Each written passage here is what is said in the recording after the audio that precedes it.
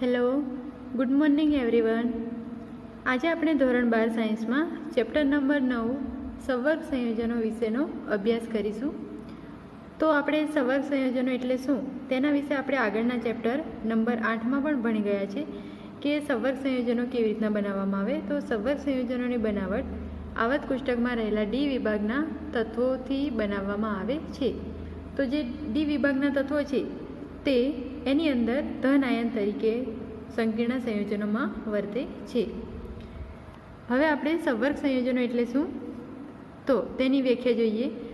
તો ધાતુ પરમાણુ અનેક ઋણ આયન અથવા તો તટસ્થ અણુઓ સાથે ઇલેક્ટ્રોનની ભાગીદારી દ્વારા જોડાયેલા હોય છે, જેને આપણે સંવર્ગ સંયોજનો તરીકે ઓળખીએ છીએ. તો ધાતુ પરમાણુ તરીકે અહીંયા આપણે લઈએ, ચલો Fe અહીંયા ધાતુ પરમાણુ છે. ઋણ આયન Cn- અથવા તો તટસ્થ તરીકે પણ લઈએ.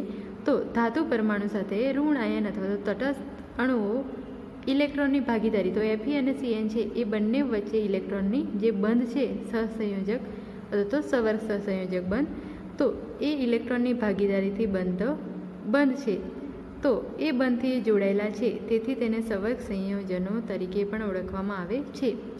તો અહીંયા આપણે એક ઉદાહરણ લઈએ છીએ, K2FeCN6 પોટેશિયમ ફેરોસાયનાઇડ.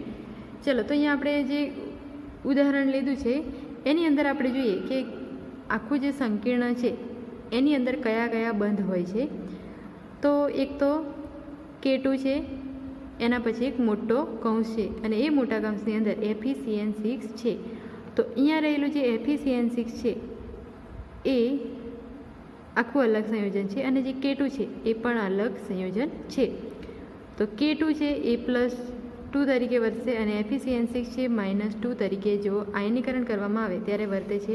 હવે અહીંયા રહેલો K2 એ FeCN6 સાથે જોડાયેલો છે. તો જે જોડાયેલો છે એ આયનીય બંધથી જોડાયેલો હોય છે. તો યાદ રાખવાનું કે આ જે બંધ છે એ આયનીય બંધ હોય છે K2 અને FeCN6 વચ્ચેનો. હવે આપણે વાત કરીએ કે FeCN6 છે એ એકબીજા સાથે કયા બંધથી જોડાયેલા છે. તો એ જોડાયેલા છે સંવર્ગ સહસંયોજક બંધ વડે જોડાયેલા હોય છે. તો જ્યારે પણ આયનીકરણ કરવામાં આવે, આપણે આગળ આયનીકરણ કરવામાં આવશે, તો આયનીકરણ કરતાં FeCN6માં રહેલો સંવર્ગ સહસંયોજક બંધ છે એ આયનીકરણ પામતો નથી. ખાલી જે K2 અને FeCN6 વચ્ચે જે બંધ બને છે આયનીય બંધ, એનું એટલું જ આયનીકરણ થાય છે. તો આપણે સાદી ભાષામાં કહીએ તો K2 છે એ FeCN6થી દૂર થાય છે, પરંતુ Fe અને Cn એ એકબીજાથી દૂર થતા નથી.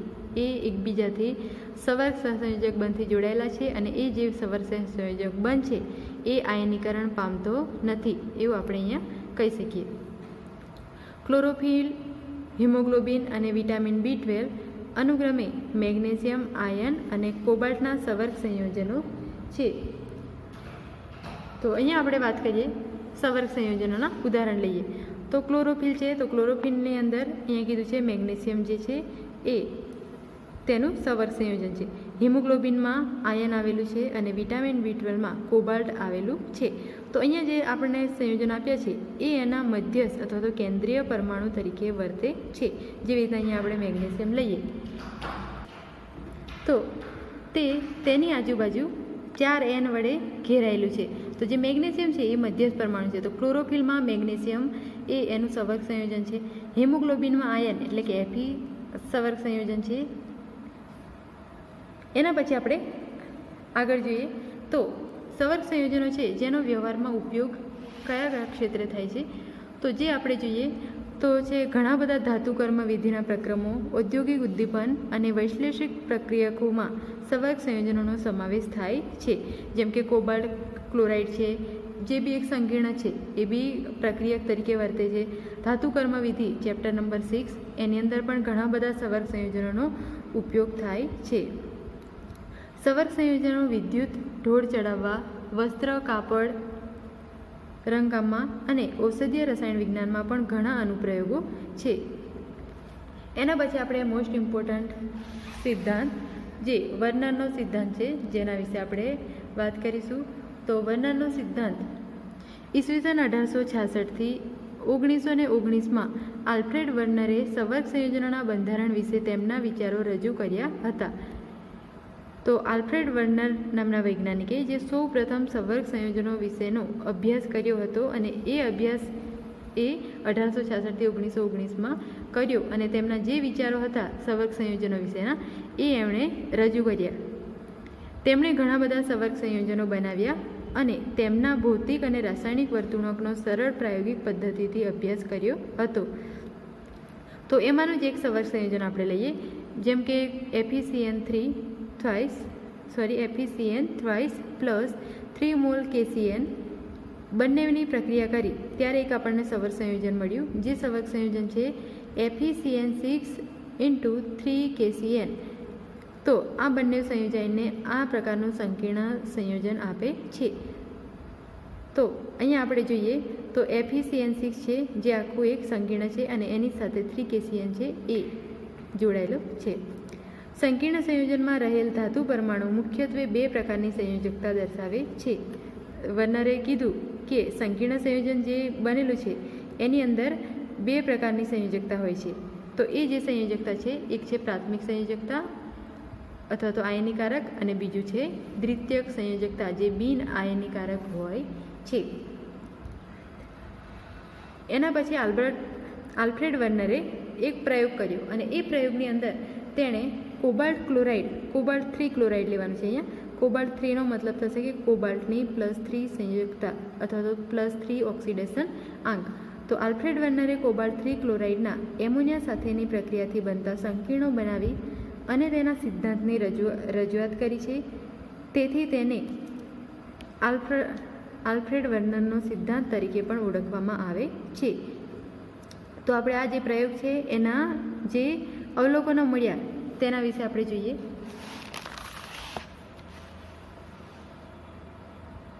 તો આપણે આગળ જોયું કે આલ્ફ્રેડ વર્નરે એક પ્રયોગ કર્યો જેની અંદર કોબાલ્ટ ક્લોરાઇડને એમોનિયા સાથેની પ્રક્રિયા કરવાથી એને અલગ અલગ રંગવાળા સંકીર્ણ સંયોજન પ્રાપ્ત થયા.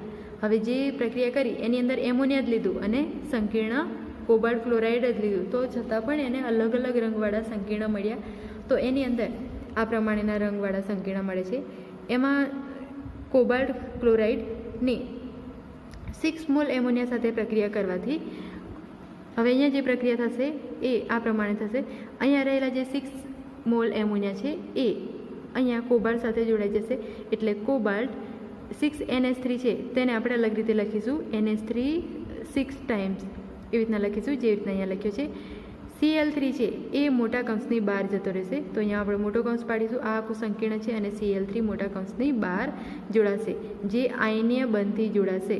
અહીંયા આયનીય બંધ હશે અને કોબાલ્ટ અને એમોનિયા વચ્ચે સંવર્ગ સંયોજક બંધ હશે. તો જે આપણને સંકીર્ણ અહીંયા મળે છે એ પીળા રંગનું મળે છે. એના પછી કોબાલ્ટ ક્લોરાઇડની 5 મોલ એમોનિયા સાથે પ્રક્રિયા કરવામાં આવી ત્યારે અહીંયા રહેલા 5 એમોનિયા છે 5 મોલ એ અહીંયાના કોબાલ્ટ સાથે જોડાશે અને અહીંયા રહેલો જે Cl3 છે એમાંથી એક Cl એ એમોનિયા સાથે જોડાઈ જાય છે અને એ 2 Cl જે છે એ કૌંસની બહાર જાય છે. તો CONH3 5 ટાઈમ્સ Cl2 જેનો જાંબુડિયો રંગ મળે છે. એના પછી કોબાલ્ટ ક્લોરાઇડની 4 મોલ એમોનિયા સાથે પ્રક્રિયા કરતાં આપણને CONH3 4 ટાઈમ્સ Cl2 Cl કૌંસની બહાર જે લીલા રંગનું મળે છે અને જે ટ્રાન્સ રચના ધરાવે છે. આ બંને પ્રક્રિયા એક જ છે, સરખી જ છે, પરંતુ એકવાર આપણે ટ્રાન્સ સ્ટ્રક્ચર બનાવવાનું છે અને બીજી વાર આપણે સીસ સ્ટ્રક્ચર બનાવવાનું છે. હવે ટ્રાન્સ અને સીસ વિશે તમે જાણો છો કે કઈ પ્રકારની રચનાઓ હોય છે. તો જે ટ્રાન્સ છે એ લીલા રંગનું સંકીર્ણ મળે છે અને જે સીસ મળે છે એ જાંબલી રંગનું મળે છે. તો આ દરેક રંગ તમારે યાદ રાખવાના છે. તો જે આપણને મળે છે, તમને એવું પૂછાય કે કોબાલ્ટ ક્લોરાઇડની એમોનિયા સાથેની પ્રક્રિયાથી અલગ અલગ રંગવાળા સંકીર્ણ સંયોજન મળે છે, પણ એ જે સંકીર્ણ સંયોજન છે એનું નામ શું થશે? તો એનું નામ થશે એમોનિયમ કોબાલ્ટેટ ક્લોરાઇડ, એ એનું નામ થશે. હવે આપણે આગળ એ જોઈએ કે આપણે આગળ એક ઉદાહરણ જોયું કે બંને વચ્ચે સંવર્ગ સંયોજક હોય છે અને બીજો આયનીય બંધ હોય છે. તો એમાંથી સંવર્ગ સંયોજક બંધ છે એનું આયનીકરણ થતું નથી, એ બંધ તૂટતો નથી, પરંતુ જે આયનીય બંધ છે એ તૂટી જાય છે. અને એનું આયનીકરણ થશે. હવે આયનીકરણનો મતલબ શું છે? આગળ બી આપણે જોયા છે કે આયનીકરણ એટલે જેમ કે HCl છે, NaCl છે, H2O છે, તો એનું જ્યારે આયનીકરણ કરવામાં આવે તો એમાંથી જેમ કે H2O છે તો H+ અને OH- માં આયનીકરણ થાય છે. HCl છે તો H+ અને Cl- માં આયનીકરણ થશે. એવી રીતના અહીંયા CONH3 છે તો એનું આયનીકરણ થશે Cl-3 અને CONH3 6 ટાઈમ્સ જે +3 સ્વરૂપે એનું આયનીકરણ થશે. એવી રીતના દરેકનું આપણે આયનીકરણ કરીશું. તો એ આયનીકરણ અથવા તો આપણે એને જલીયકરણ પણ કહીશું. એને પાણીની અંદર આપણે જ્યારે આ જે છે એને પાણી સાથે આપણે એને પ્રક્રિયા કરીશું ત્યારે એનું આયનીકરણ થાય છે અને એ આયનીકરણ આપણને આ મુજબ મળે છે. ચલો, તો ઉત્પન્ન થતા આયનો આ જે દરેક મળે છે આપણને એ આયનો મળે છે. તો પહેલાં આપણે જોયું આ પ્રમાણેનું આપણને મળે છે Cl-3 જે દૂર થશે. શા માટે દૂર થાય છે? કેમ કે આ સંકીર્ણ સાથે અહીંયા તમે જુઓ છો આયનીય બંધથી જોડાયેલું હોય છે. એવી રીતના બીજા નંબરનું આપણને મળે છે CONH3 જે +2 સ્વરૂપે મળશે. શા માટે +2? તો અહીંયા 2Cl- છે એ દૂર થાય છે તો આનો આની સંયોજકતા છે એ +2 થશે અને આની થશે -2. આ જે આગળ 2 છે એ અહીંયા -2 સ્વરૂપે દૂર થાય છે એવું આપણે કહી શકીએ.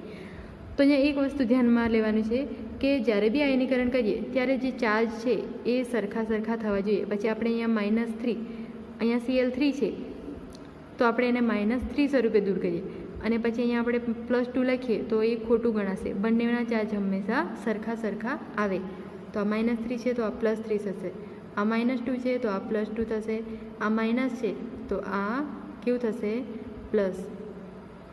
આ બી માઇનસ છે તો આ થશે પ્લસ. હવે અહીંયા સુધી આપણને ખબર પડી ગઈ. એના પછી વર્નરે હજી આગળ એક પ્રક્રિયા કરી જેની અંદર જે સંકીર્ણ મળ્યું આપણને એ સંકીર્ણની સિલ્વર નાઇટ્રેટ સાથે પ્રક્રિયા કરાઈ. સિલ્વર નાઇટ્રેટ સાથે પ્રક્રિયા કરતાં આખું જે સંકીર્ણ છે એની પ્રક્રિયા કરવાની છે. તો સિલ્વર નાઇટ્રેટ સાથે પ્રક્રિયા કરતાં જે Cl છે એ Cl Ag સાથે જોડાઈ ગયો અને AgCl તરીકે દૂર થયો અને NO3 છે એ અહીંયા જોડાઈ જાય છે કોબાલ્ટ એમોનિયમ સાથે. તો આપણને આ પ્રમાણે મળે છે. તો પહેલું આપણે મુદ્દો જોઈએ એની અંદર AgNO3 સાથેની પ્રક્રિયા દ્વારા કેટલા AgCl ઉત્પન્ન થાય છે એ આપણે એક કોષ્ટક મૂકવાનો છે. તો એની અંદર 3 મોલ AgCl પહેલાંમાં મળે છે. શા માટે 3 મોલ? કેમ કે આપણી પાસે 3 મોલ Cl છે. હવે 3 મોલ Cl અહીંયાના રહેલા Ag સાથે પ્રક્રિયા કરશે એટલે આપણને 3 મોલ AgCl મળે છે. બીજામાં 2 Cl છે તો 2 મોલ AgCl મળશે અને અહીંયા 1 મોલ આપણને AgCl મળે છે. બંનેનો રેશિયો જોઈએ તો છેલ્લું ખાનું આપણે પાડવાનું છે વિદ્યુત વિભાજ્યની વાહકતા માટે ઉત્પન્ન થતા આયનો. તો અહીંયા 3 AgClના આયન મળે છે, 2 AgClના આયન 1 અને છેલ્લે પણ 1 જ મળે છે. એના પછી આપણે જોઈએ વર્નરના સિદ્ધાંતની અભિધારણાઓ. ચલો, તો અહીંયા આપણે અભિધારણાઓ જોઈશું. એમાં અભિધારણાઓ છે બહુ જ ઇમ્પોર્ટન્ટ છે. તો અહીંયા આપણને કીધું છે કે સંવર્ગ સંયોજનોમાં ધાતુઓ 2 પ્રકારના બંધન દર્શાવે છે જે આપણે આગળ બી ભણ્યા કે પ્રાથમિક સંયોજકતા અને દ્વિતીયક સંયોજકતા. તો પ્રાથમિક સંયોજકતા કોને કહેવાય એવું તમને એક્ઝામમાં પૂછાય. તો પ્રાથમિક સંયોજકતા એટલે જે કેન્દ્રીય આયન છે, કેન્દ્રીય પરમાણુ, સંકીર્ણ સંયોજનમાં રહેલો જે કેન્દ્રીય પરમાણુ છે એની જેટલી સંયોજકતા હોય એને આપણે પ્રાથમિક સંયોજકતા તરીકે ગણીએ છીએ અથવા તો પ્રાથમિક સંયોજકતા કહેવાય છે. દ્વિતીયક સંયોજકતા એટલે શું? તો દ્વિતીયક સંયોજકતા એટલે સંકીર્ણ સંયોજનોની અંદર રહેલા સંવર્ગ સંયોજક બંધ જેટલા છે એને આપણે દ્વિતીયક સંયોજકતા તરીકે લઈ શકીએ છીએ. બીજો મુદ્દો છે પ્રાથમિક સંયોજકતા સામાન્ય રીતે આયનીકરણ પામે તેવી હોય છે અને ઋણ આયનો વડે સંતોષાય છે. આપણે આગળ બી જોયું કે પ્રાથમિક સંયોજકતા જે છે એ આયનીકરણીય હોય છે અને દ્વિતીયક સંયોજકતા બિન આયનીકારક હોય છે. તો આયનીકારકનો મતલબ થશે કે એનું આયનીકરણ થાય છે પ્રાથમિક સંયોજકતાનું, પરંતુ દ્વિતીયકનું થતું નથી. તમને તફાવતમાં બી પૂછાઈ શકે છે. પ્રાથમિક સંયોજકતા છે એનું આયનીકરણ પામે છે અને એ ઋણ આયનો વડે સંતોષાય છે. તૃતીય સંયોજકતા બિન આયનીકરણ હોય છે. આ સંયોજકતા તટસ્થ અણુઓ અથવા તો ઋણ આયનો વડે સંતોષાય છે. દ્વિતીયક સંયોજકતા સવર્ગાંક જેટલી જ અને તે ધાતુ માટે નિશ્ચિત હોય છે. અહીંયા આપણને કીધું છે કે દ્વિતીયક સંયોજકતા છે એ તેની અંદર જેટલો સવર્ગાંક હશે એટલી જ હોય છે. ચોથા નંબરનો મુદ્દો છે આયનો અથવા તો સમૂહ. જે ધાતુ સાથે દ્વિતીયક બંધનથી જોડાયેલ છે તે તેમની જુદી જુદી સવર્ગાંકને અનુરૂપ લાક્ષણિક અવકાશીય ગોઠવણી ધરાવે છે. હવે આયન અથવા સમૂહ કોઈ બી સંકીર્ણ આપણે લઈશું તો એનો એક અમુક આકાર બી હશે, અમુક ચોક્કસ આકાર બી ધરાવે છે. એની અંદર સમતલી આકાર હોય, પિરામિડલ આકાર હોય, દ્વિપિરામિડલ હોય, સમચોરસ હોય, કોઈ બી આકાર હશે તો એ એની અવકાશીય ગોઠવણીમાં અમુક અલગ અલગ આકાર પણ ધરાવે છે. એ આપણે આગળ આકાર પણ જોઈશું કેવી રીતના આકાર હોય છે. તો અહીંયા આપણા આ 4 મુદ્દા જે છે એ અભિધારણાઓ અહીંયા આપણે પૂરી થાય છે. એના પછી આપણે જોઈએ દ્વિક્ષાર અને સંકીર્ણ વચ્ચેનો તફાવત. તો દ્વિક્ષાર એટલે શું અને સંકીર્ણ એટલે શું? તો સૌપ્રથમ આપણે દ્વિક્ષાર જોઈએ. તો 2 અથવા વધારે સ્થાયી સંયોજનો તત્વયુગ્મિતીય ગુણોત્તરમાં સંયોગીકરણથી રચાય છે. દાખલા તરીકે આપણે લઈએ કાર્નેલાઇટ. કાર્નેલાઇટમાં સૂત્ર છે KCl MgCl2 × 6 મોલ H2O જે દ્વિક્ષાર સંયોજન છે. તો દ્વિક્ષાર વિશે ખબર પડી ગઈ. 2 અથવા વધારે સંયોજનો એકબીજા સાથે તત્વયુગ્મિતીય ગુણોત્તરથી સંયોજાય છે જેની અંદર કોઈ જ કૌંસ આવેલો નથી. આપણે સવર્ગ સંયોજનની અંદર આગળ જોયું તો શું હતું, કોઈ જ બી MgCl2 છે, FeCN6 છે તો એની અંદર એક મોટો કૌંસ અને એક નાનો કૌંસ પણ આપવામાં આવતો હતો. તો એનાથી આપણે ઓળખી શકીએ કે એ સંકીર્ણ અથવા તો સવર્ગ સંયોજન છે. અહીંયા કશું જ નથી, ખાલી એમને એમ બધા જ અણુઓને ભેગા કરેલા છે. તો આપણે શું છે, એક સામાન્ય ક્ષાર છે દ્વિક્ષાર. મોહર ક્ષારનું સૂત્ર ઇમ્પોર્ટન્ટ છે, પોટાશિયમનું બી સૂત્ર ઇમ્પોર્ટન્ટ છે. આ બંને જે છે એ આપણે પ્રયોગશાળામાં પ્રેક્ટિકલમાં આવે છે. તો જ્યારે બી આપણે પ્રેક્ટિકલ કરીશું ત્યારે મોહર ક્ષાર કેવી રીતના બનાવાય અને પોટાશિયમ કેવી રીતના બનાવાય એ આપણે ત્યારે જોઈ લઈશું. FeSO4 NH4 twice SO4 × 6 mall H2O મોહર ક્ષાર અને પોટાશિયમ KAl SO4 twice 12 H2O. અહીંયા કોઈ જ મોટો કૌંસ તમને દેખાતો નથી, મીન્સ કે સંકીર્ણ સંયોજન તરીકે ઓળખાય નહીં. તો એ શું છે, બધા દ્વિક્ષાર છે. એના પછી આપણે વાત કરીએ તો સંકીર્ણની. તો સંકીર્ણ કેવા પ્રકારનું છે? તો અહીંયા છે આપણી પાસે K4 મોટો કૌંસ આપેલો છે, FeCN6 શું આપેલું છે, પોટેશિયમ ફેરો હેક્ઝાસાયનાઇડ. તો જે આપણને છે Fe છે એ 6 CN સાથે સવર્ગ સહસંયોજક બંધથી જોડાયેલું છે અને અહીંયા રહેલો જે K4 છે એ આ Fe સાથે આયનીય બંધથી જોડાયેલો હોય છે. તો આ જે છે એને આપણે કહીશું સંકીર્ણ સંયોજન. એવી જ રીતના નીચેનું ઉદાહરણ લઈએ FeCN6 જેની સંયોજકતા છે -4. હવે કૌંસની બહાર જે અહીંયા આપેલી હશે એને આપણે આ જે સંકીર્ણ છે એની આપણે સંયોજકતા તરીકે લઈશું, જે Feની સંયોજકતા -4 થશે. Fe છે એ અહીંયા કેન્દ્રીય સંયોજન તરીકે ઓળખાશે અથવા તો મધ્યસ્થ સંયોજન તરીકે પણ ઓળખાય છે. બીજું આપણે એક ઉદાહરણ લઈએ આપણી જાણકારી માટે, નિકલ Cl4. તો અહીંયા નિકલ Cl4 લઈએ છીએ. એની અંદર જે નિકલ છે એ +2 ઓક્સિડેશન અવસ્થા અથવા તો +2 સંયોજકતા ધરાવે છે. એટલા માટે આપણે આગળ ભણ્યા કે જે પ્રાથમિક સંયોજકતા હશે, જે કેન્દ્રીય પરમાણુની સંયોજકતા હોય એ જ આખા સંકીર્ણની સંયોજકતા ગણાશે. તો અહીંયા જે +2 છે તો આની સંયોજકતા પણ કેટલી થશે, -2. તો એને આપણે લખીએ તો એને સંકીર્ણ અથવા તો મધ્યસ્થ અથવા તો કેન્દ્રીય અણુ તરીકે શા માટે ઓળખવામાં આવે છે? તો એનું આપણે સ્ટ્રક્ચર જોઈએ તો નિકલ વચ્ચે આવે છે, કેન્દ્ર સ્થાને છે અને એની આજુબાજુ 1 2 3 4 Cl જોડાયેલા છે. એટલા માટે આપણે એને કેન્દ્રીય ધાતુ તરીકે પણ ઓળખીએ છીએ. બીજું ઇમ્પોર્ટન્ટ વસ્તુ છે કે નિકલ જે ક્લોરાઇડ છે આપણે એને સારી રીતે જોઈએ તો નિકલ Cl4 એની અંદર રહેલો જે નિકલ છે એ લુઈસ એસિડ તરીકે વર્તશે અને આ જે છે એ લુઈસ બેઝ તરીકે વર્તે છે. આને આપણે કેન્દ્રીય તરીકે ઓળખીશું અને આને આપણે ઓળખીશું લિગેન્ડ. તો લિગેન્ડ એટલે ખ્યાલ આવી ગયો કે લિગેન્ડ આપણે કોને કહીએ છીએ. એની અંદર રહેલો જે Cl છે જે જોડાયેલા છે આવી રીતના, તો 1 2 3 4 4 લિગેન્ડ નિકલ એટલે કે કેન્દ્રીય સાથે જોડાયેલા છે. બીજું છે કે આ જે છે નિકલ Cl4-2 એની તટસ્થતા જાળવી રાખવા માટે અથવા તો એને તટસ્થ કરવા માટે એની કૌંસની બહાર 2K+ જોડાયેલા હોય છે, જે આયનીય બંધથી જોડાયેલા હોય છે. તો જે 2K+ છે એ શા માટે જોડાય છે? તો એની તટસ્થતા જાળવી રાખવા માટે. આનો -2 વીજભાર છે તો એની સાથે જે જોડાયેલા છે એનો કેટલો હોવો જોઈએ? +2 વીજભાર હોવો જોઈએ. તો અહીંયા રહેલા જે પોટેશિયમ છે એ 2 મોલ પોટેશિયમ છે, એટલા માટે તેનો વીજભાર +2 થશે.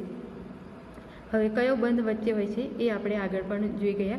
તો અહીંયા દ્વિક્ષાર અને સંકીર્ણ વચ્ચેનો આપણે તફાવત જોયો. દરેક